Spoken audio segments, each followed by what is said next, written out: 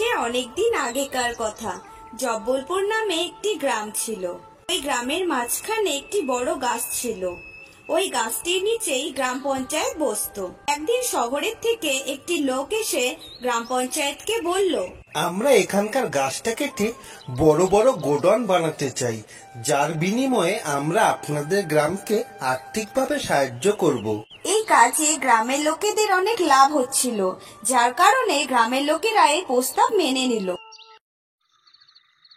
কিন্তু ওই বছর একটা ভয়ঙ্কর কাণ্ড ঘটে গেল। ভোলা যখন ওই গাছের নিচ দিয়ে যাচ্ছিল, তখন তার কানে একটি আওয়াজ ভেসে আসলো।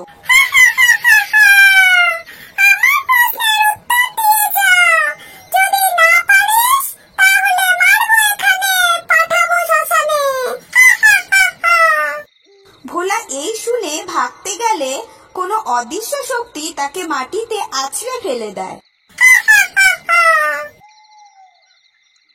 এই খবরটা গ্রামে পৌঁছতেই আগুনের মতন চারদিক ছড়িয়ে পড়ে। লোকেরা তখন বিকেলের পর আর ওই রাস্তা দিয়ে যাতায়াত করতে ভয় পেত। কিন্তু গাছটা গ্রামের মাঝখানে থাকায় তার নিচ দিয়ে সবাইকেই যাতায়াত করতে হতো। ওই গাছের নিচ দিয়ে যারা যেত, ভূত তাদেরকে প্রশ্ন করত, আর উত্তর না দিতে পারলেই গাছের মধ্যেই উল্টো ঝুলিয়ে রাখত। একদিন একটা তান্ত্রিক গ্রামে আসলো। সে ওই গ্রাম থেকে ভূতকে তাড়ানোর জন্য গ্রাম পঞ্চায়েতের কাছ থেকে অনেক টাকা নিল। তারপর তান্ত্রিক রাতের বেলা ওই গাছের নিচে পৌঁছে গেল, আর ওখানে বসে সে মন্ত্র সাধনা করতে লাগলো। তখনই তার সামনে ভূতটি এসে হাজির হলো, আর তান্ত্রিককে দেখে বলল,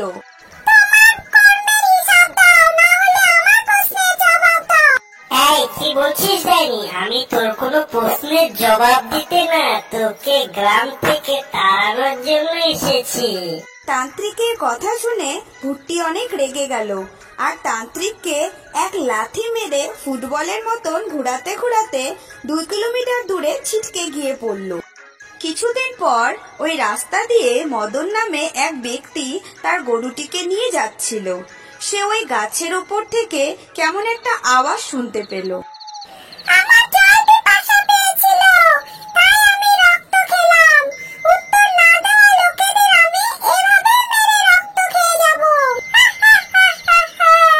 হে ভূত, তুমি কি প্রশ্ন করতে চাও আমায়?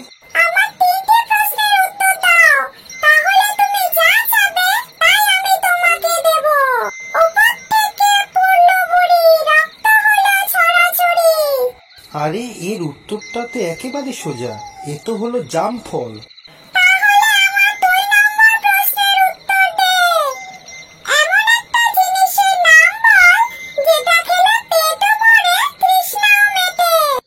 এর মানে তো নারকেল ফল হবে।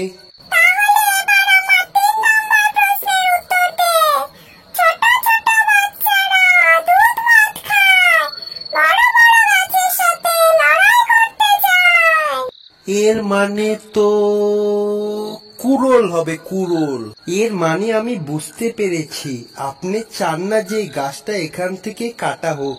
আমি আপনার এই কথাটি গ্রাম পঞ্চায়েতকে জানাবো, আর এই গাছটা কখনো কাটতে দেব না।